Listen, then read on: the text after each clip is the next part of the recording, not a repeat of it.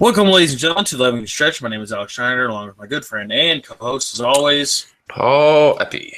Alex, good to see you again. It's very good to see you too, Paul.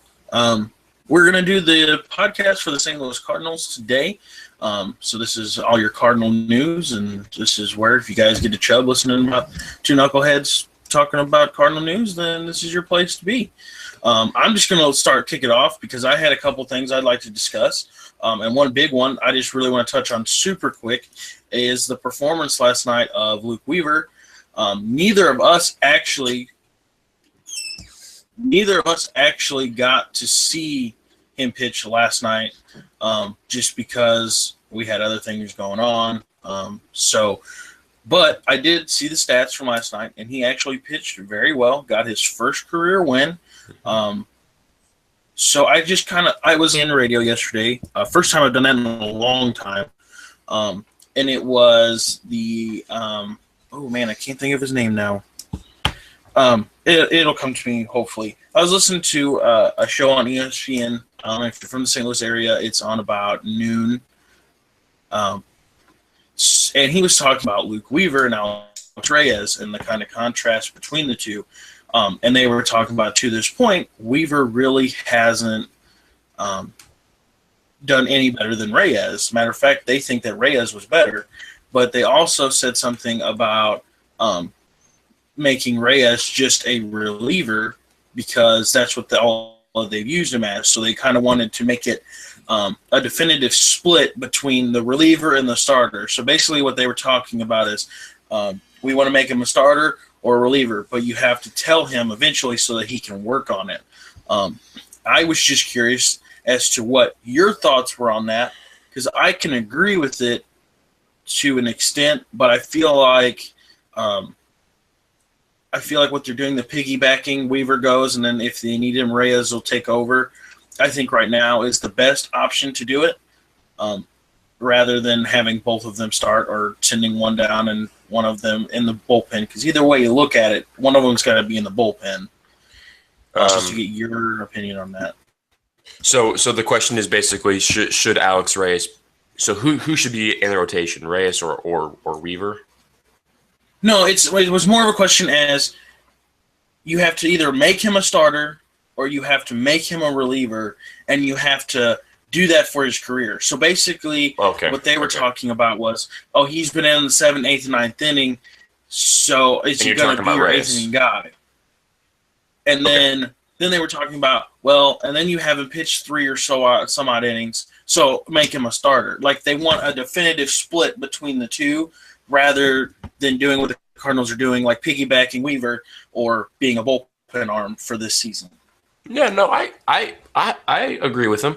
It's kind of funny we're talking about this now because Alex Reyes is actually going to start tonight. Mike Leake got some sort of sickness. So Saturday, Reyes is actually going to be starting tonight. But no, I can agree with that. I don't see any need to have this season Reyes be a starter consistently. I don't think by all accounts that I've read and that I've watched even a little bit, he still has some control issues. While he can throw that 101 mile an hour fastball, if you can't locate it much of the time, it doesn't really matter. So, yeah, this season, I think it's okay, but going into next season, you need to have a better answer. Yeah, that's kind of because the rotation. It's because the rotation hasn't been good this season. So, if there's a better answer to it, I don't know what that would be. If the rotation was consistently good, it seems kind of silly to have him piggyback, but that hasn't been the case. Yeah, and like I said, I totally am.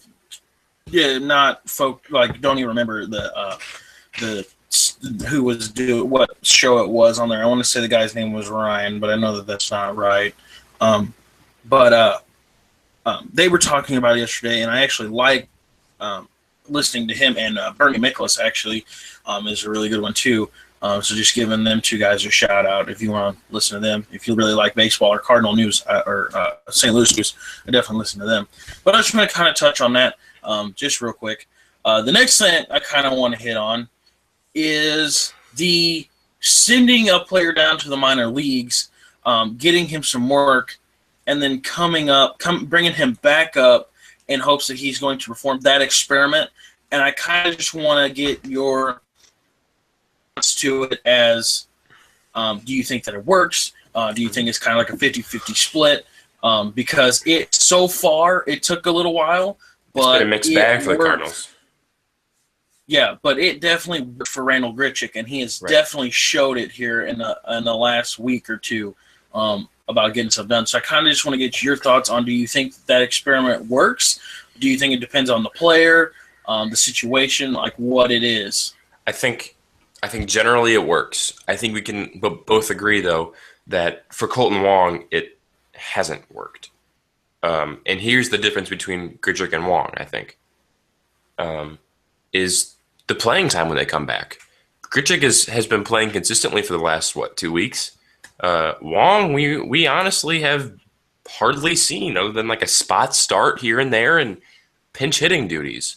So, yeah, I mean, you send Wong down, you hopefully, you try and get his mind right and his swing right and whatever he's doing wrong, you want to get that right. And then you bring him back up and he struggles for a little bit, and then you bench him right away. For Grichuk, I mean, it still took him a few games to get back, if I remember. I don't think he was absolutely slugging it, the game or two after he got back. But now he is, and it sort of goes to show what can happen when you give a player consistent playing time. Is you send him down, get him right, and then you bring him back up and you plug him in there for a week, and he starts to start mashing baseballs. I honestly think with the playing time thing, I think it was different kind of circumstances. So if you think about it, where people were kind of placed at, Aledmus Diaz was supposed to be your shortstop. At the start of the season, Aledmus Diaz was the shortstop, and Matt Carpenter was the third baseman, and Cole Long was supposed to be your second baseman. Mm-hmm. Jed Jerko just kind of as a utility guy. I think what happened is Colton Wong struggles for a while, so you put Jed Jerko in there to get a couple more extra starts than what he normally does, but you still have that belief in Colton Wong to start. And then Colton Wong is just horrendous, basically the whole season. And then you send him back down. And then I don't know what it was. Jerko just decided, you know what, I didn't really like playing baseball with the Padres, and I really like playing it with the Cardinals, so I'm actually going to start playing now. This is my other point, and I guess we're just kind of combine the two. But the reason that Grichuk came back and started right away is because the only other person you had to make a start out there was Tommy Pham to start in center field for you, because you don't have another center fielder out there that you can just kind of throw in. But Tommy Pham is nowhere playing near Jed Jerko status for outfielders. And Jed Jerko has gone off. Now, what I think that they should do is, what they should have done about a month ago is, if Jed Jerko was going to get most of your starts on your infield, Jed Jerko and Greg Garcia, I think that you should have sent Colton Wong down to the minors and let him play the last 2 months of the season down there, get him right, and then hopefully that extended stay down there would motivate him to play better up here. But you guys don't understand, Colton Wong has not been a traditional second baseman his entire baseball career. He was a catcher, and then in college until his senior season was an outfielder. Yep. I mean, that's just what it is. I think, and like you said, we both can agree about the Wong Grichuk thing, but I totally agree with you. I think that the whole sending them down works. I think it's a great tool, and I think the team should utilize it more. But just my last point, and then I'll let Paul kind of get into his things, is the Jed Jerko thing. Jed Jerko, I've been saying all season, I don't like his defense. his offense numbers have proven me exactly right what I thought that he could do. He hits for power, drives and runs, all this kind of stuff. Well, we were talking today before the show was that his defense has gotten really good, and he is playing very smooth defensive ball. If you told me the difference, or if you, I guess sort of quote unquote blindfolded me and told me to identify two guys on defense, Jed Jerko and Aledmus Diaz, they're both pretty much the same right now. Jerko's defense has come up. So has Diaz's, no doubt about it. But right now, I think Jerko's defense is right on par with Aledmus Diaz. That's not saying that I don't want Diaz back, because we need him back. But yeah, I was thinking about this last night. Think about this. We traded Jed Jerko and his production this season for John Jay. Thanks for the Padres for giving us that trade, because we won that trade by miles. Yeah, I completely agree. And another thing to think about is Colton Wong was drafted higher than Greg Garcia, and Greg Garcia right now looks more like a mainstay in St. Louis than Colton Wong does. And that really sucks to say that, because I love watching Colton Wong. I think that when you had Johnny Peralta and Colton Wong up the middle, you can ask anybody who reported on baseball saying that the Cardinals finally have an up-the-middle duo that is consistent and is going to be there for every game. Now, this year, Johnny Peralta went down, Colton Wong played like ass, so you didn't have that until, again, you have three players that are actually an up-the-middle trio that are doing real nice. Greg Garcia, Jed Jerko, and Matt Carpenter are all playing up the middle very, very nicely. Now, granted, I'm not saying that, leave them in there, don't let Aledmus Diaz play and don't worry about Colton Wong, because I think that if Colton Wong can get right and Aledmus Diaz is healthy, and that up-the-middle duo right there is greatly appreciated. And when Johnny Peralta's deal runs out, you put Matt Carpenter back at third base, and the only thing you're going to have to worry about in a couple of years is signing another third baseman, because Matt Carpenter is 31 years old. So, that's the only thing you're going to have to worry about, but I don't think that would be a problem. I think that they should focus a lot of work on Colton Wong this offseason. I hope so. I don't know what that includes. I'm not a major league talent evaluator, thank God. But my question to you, Alex, is what happens when Diaz comes back? You're going to have a logjam. Someone's got to sit. You're going to have Diaz at short. You can't really sit Jerko because of the way he's been playing. Do you put him at third and sit Peralta? Yeah. Do you put Carpenter at second, Carpenter at third, Carpenter at first? He can play first base too. But who gets to sit? Well, actually, you raised a good point, because I would have totally forgot about putting Carpenter at first base situation, because, Holiday's hurt, so Moss has been playing a lot of time in the outfield. You put Moss in left, and then maybe Carpenter or even Matt Adams when he comes back at first. And here's what I do. I would platoon first base between Carpenter and Adams. Now, I'm not saying platoon at bats, because I think that Matt Carpenter has to stay in the lineup. Of course. For us to be successful. So I think that this is going to be really weird, because the Cardinals don't usually do this, but this is going to be a lot of platooning going on. Let's face it, even at more than one position too. Yeah, let's be honest. Johnny Peralta this year, granted, he has been hurt for the majority of it, and I understand what's going on. But when he's been back, he has not been the Johnny Peralta that we have seen the last couple seasons. Defensively, he's been okay, but offensively, he hasn't been all that great, right?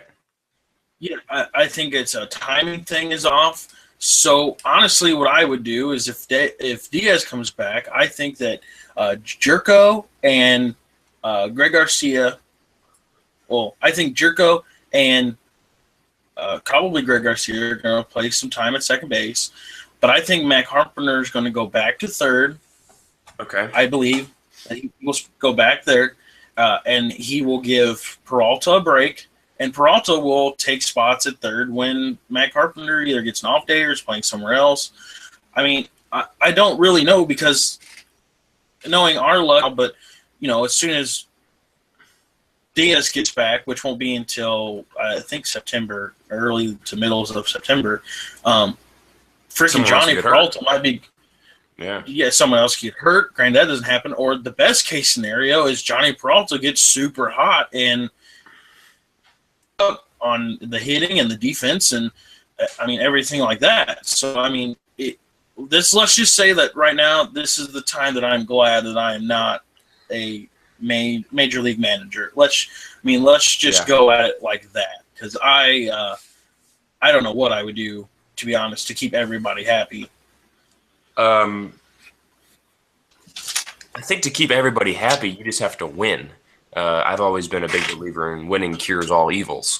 But if you're telling me that the Cardinals would sit Peralta or sit Garcia, or they're not going to sit Carpenter or Jerko, but even sit Diaz when he comes back, someone's going to be unhappy. A lot of fans might be unhappy by the decision too, because they just like to criticize Matheny at every move they can. But this is also a very good problem to have, because when you get fully healthy, you have a really good bench. When you have Peralta on your bench, that's a really good problem to have. And Greg Garcia, who has done nothing but hit and play solid defense for you this entire season. Honestly, I think if you could name one player for most improved player on the Cardinals, my eyes, it is Greg Garcia, hands down. I don't know what he's been doing, but he has been great this season. With that award, I would go with Brandon Moss, because he's bounced back from the injury last season, and he's just been killing a baseball and playing consistently well all season, except for the 2 weeks he was hurt. And you really can't go wrong with those two options. This team, no matter what their record states, has a buttload of talent. It's just we have more players than we know what to do with right now, and I don't know what. And honestly, Matt Adams could come back and only get pinch hit duties for a while, and just till he gets. Don't forget about Matt Adams, is that he's on his way back soon. He'll be back within the next week at least, and you have one more person to add to this logjam, and you got to keep him happy somehow. Yeah, whether you pick your matchups of does he hit better versus righties and lefties, or whether you do that, or you just tell Matt Adams, hey, we're at the end of the season. We really, at this point in time, don't have a specific spot you can go. I know your timing's not right. You haven't faced Major League pitching in a long time. Granted, it becomes Major League pitching, so not saying anything against that. I just think that I would make Matt Adams tell him, hey, sorry about it, but your pinch hit duties for right now, till you can get right. Not saying that you're not right, or in any way, shape, or form trouble of being sat or benched or whatever it is. Just, hey, we got a lot of players that are performing really well right now, and we can't afford to get them out of lineup to let you go in there and strike out 4 times. It's and if that hurts, if Matt Adams listens to this and that hurts his feelings, I'm sorry, but if you don't understand that you just came back from the minor leagues and are expecting to come back up and just go ahead and start, well, what the hell you're thinking? Yeah, that's a very good point. You raise a very good point. And you have to think about this too, is if the Cardinals get into the playoffs, what do they do with their playoff roster? Who's going to get left off of it? I think Matt Adams is going to be one of them. Because you have a guy like Greg Garcia who's playing a hell of a lot better, and he can play multiple positions, which in the playoffs comes in handy.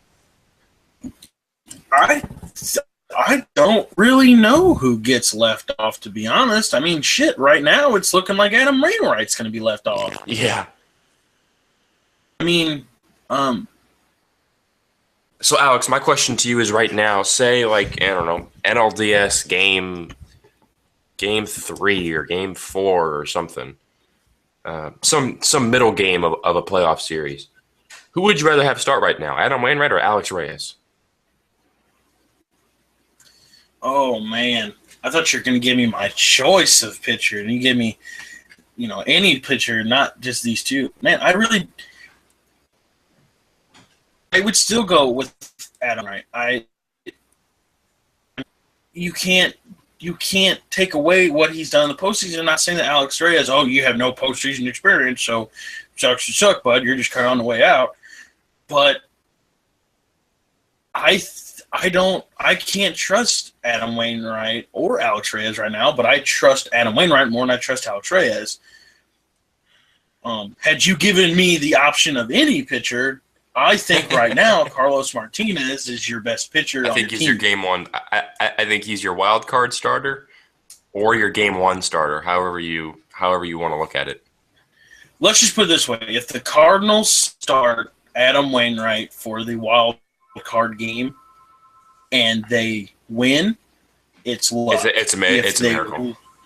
Yeah. If they lose, it's almost predicted as coming, because I don't think that Adam Wainwright right now deserves to start your game one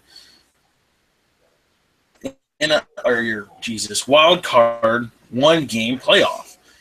And I think even Carlos Martinez. I honestly would think Adam Wainwright would agree with you on that. Because I think Adam Wainwright might agree with you on that. Yeah, if he doesn't, Adam Wainwright's usually not the player. Yeah, Adam Wainwright's usually not the player to say, I'm the best, so pitch me, when he knows he's not right. He knows he's not right. And I heard an interview and I listened to it, and you could just tell that he knows that. So I think that he's at the point right now where he's like, hey, if I'm not the person that goes in for the 1-game playoff or the wild card, he's more like, I understand, pick the best option. And right now, Carlos Martinez is that best option. And hands down by far. And the scary thing is, I don't know who your number 2 option is. Jaime Garcia? I don't really know. I might be tempted to plug in Alex Reyes. The discussion we had that we're going to come back to today is it Lance Lynn? Yeah, you can talk about that too. Where does he fit into this equation? I don't think he's going to make the playoff roster, but he could. I don't think. He definitely could. Maybe this is a time. Has Trevor Rosenthal been called back up from the minors? No. I mean, you got to think a lot of our team has gone down to the minors this year. A lot of our top players has gone down. It's just the time. Do they have Rosenthal down in the minors right now because Wainwright's kind of showing his age, and is he down there training to be a starter? You make him a starter? I mean, you have Trevor Rosenthal and Alex Reyes, 1-2 punch, throwing 100 miles an hour in their starts. I mean, I couldn't tell you how many crazier things. I couldn't tell you how many times I heard Trevor Rosenthal bitching and moaning because he wasn't a starter yet, getting his butt all hurt. Because he, called up somebody else and said, I can pitch 9 innings, even though that I can't even finish one. I can't even finish with a third of an inning, yeah. Yeah, with on and you're up 2 runs and you still give up a grand slam to lose a game. Yeah, I'm definitely going to let you start. But is it better than the options we currently have? I mean, I think... Hell no! Trevor Rosenthal does not deserve to start. No, I'm not saying he does either. I'm not saying he is either, but I'm just playing devil's advocate. Is it better than a hurt Michael Waka or a bad Mike Leake? I'm not sure. No. There's almost no good options the Cardinals have right now other than Carlos Martinez. Or even Alex Reyes or Luke Weaver. If they bring up Trevor Rosenthal and he starts in the postseason, Mike Matheny deserves – not Mike Matheny, John Mozeliak deserves a serious ass kicking for that. No. I'm with you. No. I am so with you. But are you confident in Mike Leake? I'm not. I am more confident in Mike Leake than I am in Trevor Rosenthal. Am I confident in Mike Leake as a whole? No. But am I more confident in him than Trevor Rosenthal? Too. Yes. Me too. But when your best number 2 starter is maybe a beaten and battered Adam Wainwright, gosh. I mean, even if Walker returns this season, I'm just going to cringe a little bit because I'm like, oh, I don't want him pitching in the playoffs. I just don't. Honestly, okay, so like, we kind of, we kind of thought that the season was going to be good because they went with the whole, we're going to do a fun spring training. We're not going to work really hard this spring training. We're going to have fun with it and just kind of see where it takes us, which was a great idea. I think that can work. I think that but you didn't instill the mentality in your players that, hey, just because we're out here having fun doesn't mean we still don't have work to get done. And I think that's I don't know players are thinking, but it almost looks like they don't even come out ready to play anymore. It's just kind of like they're burnt out and they're, ready to be done. And I don't think that that's technically – granted, I can't really say it's not fair to the fans because we've definitely been spoiled, including very much last season. But I don't think that you should tell your manager to get somebody in there who is ready to play. Because I'll tell you right now, Greg Garcia and Jed Jerko and Randall Grichuk are ready to play, and they're going to come and they're going to play every single day. Mm-hmm. It just looks like to me, sometimes even Matt Carpenter, Johnny Peralta, Adam Wainwright, go out there and they're just like, you know what, I really just don't even feel like playing today. And not taking away from any of those players as to what they did. Well, you guys are shitty ball players now. Just might as well just give it up because Adam Wainwright is a beast, and Johnny Peralta can be a beast, and Matt Carpenter can be a beast. They're all really good ball players. It just seems to me right now that they're not going out there with any drive to actually win a ball game. Exactly. I don't. Right now I don't trust Adam Wainwright to pitch a game 1 or a decisive game 7 or the 1-game playoff. I think that right now that's Carlos Martinez. Mm-hmm. And if he doesn't think that, then I don't know what's wrong with him. Carlos Martinez certainly has the drive to go out there and dominate a game 7 or a wild card game, which is interesting because it's always fun to watch him pitch. Yeah, I completely agree. That's why I told you. I don't think that Waka is the next number 1 starter after Wainwright leaves. I think that it's going to be Carlos Martinez. Yeah. Now, but Wainwright's decline this season, I think that this has opened the minds of John Mozeliak in re-signing Lance Lynn and not letting him just walk. Yeah, that's true. That's true. That's all I have for you, Alex. I don't have anything. I don't have anything else for you, really. It's going to be an interesting couple weeks here. We got about a month left, and start winning some ball games. Yeah, and we thought that this video was going to be short, and we kind of dove into some topics that we didn't think we were going to get this far. No, yeah, exactly. That's exactly what we want, so that's totally fine. So the Cardinals, I have nothing else. Yeah, I just want to say that the Cardinals have the Brewers this week. I think they travel to Cincinnati once again. I don't know the schedule off the top of my head, but if I remember correctly, I think they do travel to Cincinnati after their Brewers series, and then they might come back home after that. So by the time we discuss the Cardinals again next week, they should be on the way back. No, my apologies. They go to Milwaukee, to Cincinnati, and then they go to Pittsburgh. And so they're not going to be home again until September 8th. So when we convene on this podcast again, they will be wrapping up the series in Cincinnati and preparing for a pretty big series over in Pittsburgh, because Pittsburgh's been playing well the second half of the season. But no, I don't have anything. Sorry, go ahead.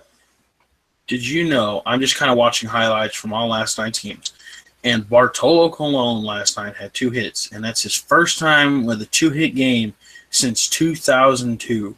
He's the most interesting guy in the league, and I'm not kidding you on that. That's the thing. Is like I totally am okay with the DH thing, but I love watching pitchers hit, especially pitchers who either can't hit or who can hit, or who can hit. Case in point, Madison Bumgarner. I don't need to go into that kind of spiel right now. I'm just like that's he went 2 for 3 with a double actually, and scored 2 runs. So Big Bart is got the wheels. My final point is this: I would love to see Bartolo Colon hit a triple.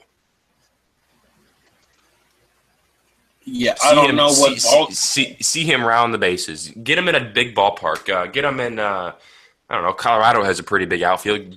Take him to Colorado and have him hit a ball to deep left center field or right center field, and watch him hustle around the bases. That would be fun to watch. That'd be fun to watch. Let's just say it this way. Sorry. If he's trying to hit a triple in Colorado, it's probably a home run. I think that if you're going to make him try to hit a triple, it got to be in Miami. Miami's a big outfield too. Just me. So, that's all I have. I don't want to get on any more topics. I currently have some stuff that I got to do for school that I'm not looking forward to do. So I am all done here, Paul, on my end. That is it for excuse me. That is it for us on the Cardinals Podcast. Today is August 27th, so we will see you again, I believe, at the last couple days of August, or beginning of September, rather. Until then, have a good week, and as usual, go Cardinals.